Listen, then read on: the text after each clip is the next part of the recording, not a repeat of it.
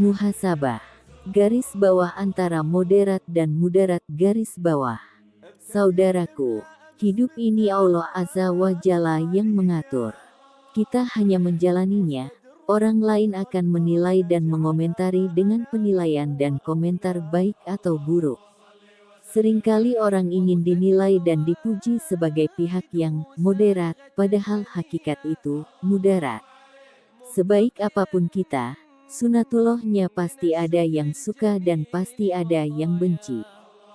Imam Syafi'i berkata, setiap orang pasti ada yang mencintai dan ada yang membenci. Hendaklah selalu bersama orang-orang yang taat kepada Allah. Mawaid Imam Syafi'i. Manusia terbaik di muka bumi Rasulullah Shallallahu Alaihi Wasallam, paling baik akhlaknya, bagus wajah dan penampilannya, paling sabar menghadapi manusia. Tetap saja ada yang membencinya. Saudaraku, kita diperintahkan untuk bersabar dalam situasi bagaimanapun. Al-Imam Asy-Syafi'i rahimahullah berkata, bersabarlah yang baik maka kelapangan itu begitu dekat. Barang siapa mendekatkan diri kepada Allah Azza wa Jalla dalam segala urusannya maka dia pasti akan selamat. Barang siapa yang yakin dengan Allah Azza wa Jalla, maka ia pasti tidak merasakan penderitaan. Barang siapa berharap kepada Allah Azza wa Jalla maka Allah Azza wa Jalla pasti akan memberi pertolongan. Kitab Tafsir Ibnu Katsir 8/432. Saudaraku, seringkali kita dihinggapi prasangka buruk terhadap saudara kita sendiri, sehingga menjadi pemicu munculnya kebencian. Rasulullah Shallallahu Alaihi Wasallam telah memberikan peringatan kepada kita melalui sabdanya.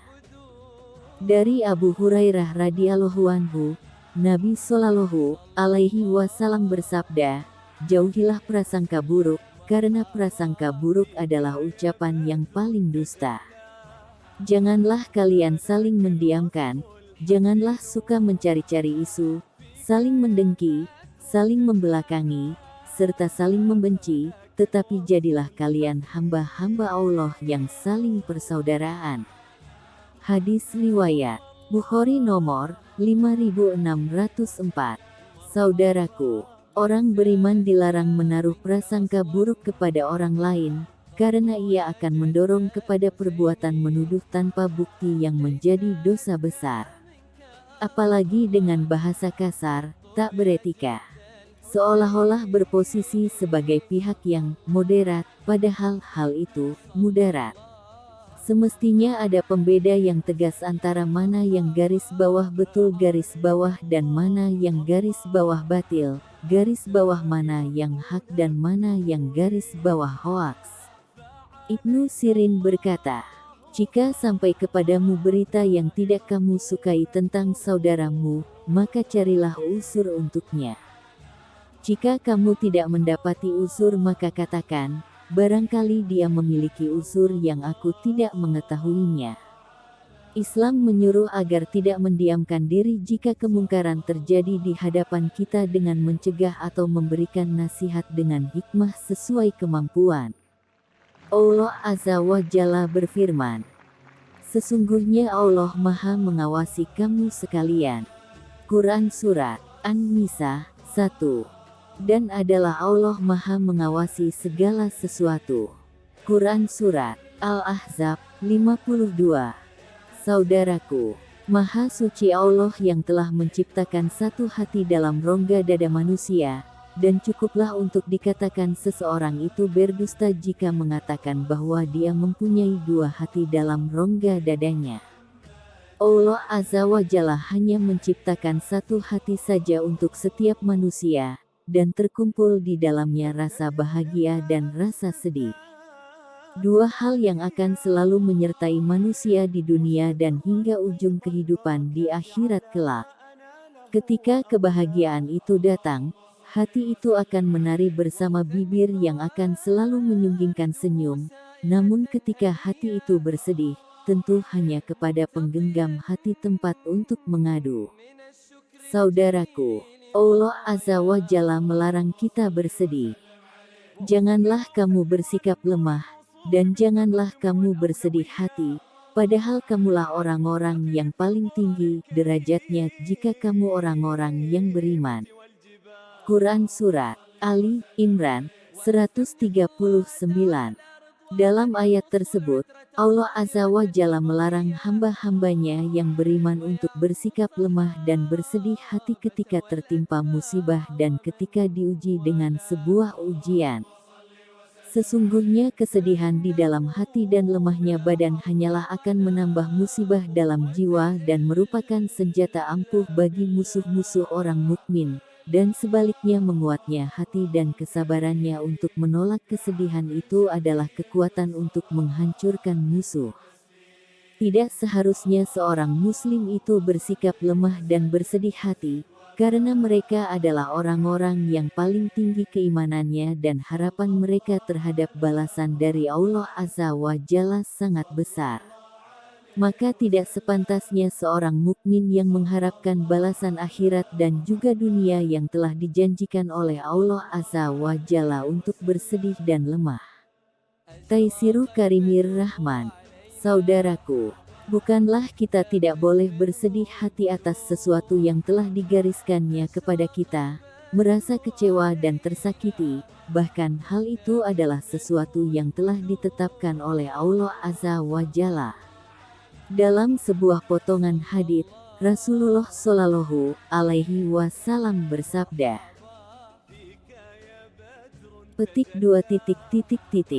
Kemudian diutus kepadanya seorang malaikat lalu ditiupkan padanya ruh dan dia diperintahkan untuk menetapkan 4 perkara, menetapkan rizkinya, ajalnya, amalnya dan kecelakaan dan kebahagiaannya.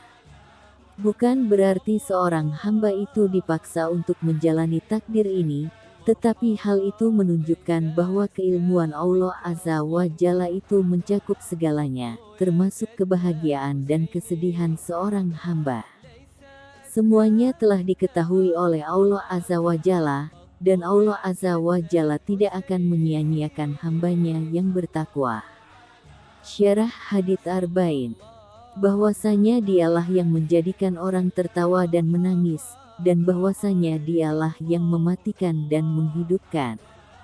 Quran Surat An-Najm 40-44. Syekh Sa'di menjelaskan ayat tersebut dalam tafsir Karimir Rahman, bahwa Allah Azza wa Jalla lah yang menjadikan sebab seseorang itu tertawa dan juga menangis, yaitu kebaikan dan keburukan, kebahagiaan dan kesedihan serta kegalauan dan kesedihan. Dan Allah Azza wa Jalla mempunyai hikmah yang sempurna di dalamnya. Saudaraku, bersabarlah. Jika kita tidak pernah merasa sedih, kita tidak akan pernah merasakan nikmatnya kebahagiaan. Jika kita tidak pernah merasa kecewa dengan sesuatu, kita tidak akan pernah bisa bersyukur dengan sepenuhnya ketika kita bisa meraih impian kita. Jika kita tidak pernah merasa tersakiti, kita tidak akan pernah merasa betapa amat sangat memerlukannya kita kepada penggenggam hati para manusia yang menciptakan segala sesuatu itu tentu mengandung hikmah yang sangat besar. Tidaklah Allah Azza wa Jalla itu menciptakan kebahagiaan kecuali ada kesedihan yang menjadi lawannya, sebagaimana Allah Azza wa Jalla menciptakan arah timur dan barat dengan bukan tanpa hikmah apapun. Jadikanlah semua itu sebagai cambuk hati untuk lebih mendekatkan diri kepada Rabb yang hati kita itu berada di antara jari jemarinya. Tetap bersabar dengan kesabaran yang indah dalam setiap perkara yang dihadapi, karena Allah Azza wa Jalla tidak akan menyia-nyiakan hambanya yang bersabar dan akan memberikan balasan yang manis atas kesabarannya. Sebagaimana dalam firman-Nya, katakanlah, wahai hamba-hambaku yang beriman, bertakwalah kepada Rabb-mu. Orang-orang yang berbuat baik di dunia ini memperoleh kebaikan. Bumi Allah itu luas. Sesungguhnya hanya orang-orang yang bersabarlah yang dicukupkan pahala mereka tanpa batas. Quran Surat Az-Zumar 10. Syekh As-Sa'di mengatakan, bahwa ini berlaku umum untuk semua jenis kesabaran. Kesabaran atas takdir Allah Azza wa Jalla sehingga tidak marah dengan apa yang terjadi. Kesabaran atas maksiat dengan tidak melakukannya dan kesabaran dalam ketaatan kepadanya dengan menunaikannya. Allah Azza wa Jalla berfirman, boleh jadi kamu membenci sesuatu, padahal ia amat baik bagimu, dan boleh jadi pula kamu menyukai sesuatu, padahal ia amat buruk bagimu. Allah mengetahui, sedang kamu tidak mengetahui. Quran Surat Al-Baqarah 216. Semoga Allah Azza wa Jalla mengaruniakan hidayahnya kepada kita, sehingga kita tetap istiqomah senantiasa menjauhkan diri segala mudarat meskipun dinilai tidak moderat, menambatkan hati hanya kepada Allah Azza wa Jalla, zat penggegam hati dan pengabul doa untuk meraih ridhanya. Amin ya Rab. Garis bawah wallahu alam bisawab garis bawah.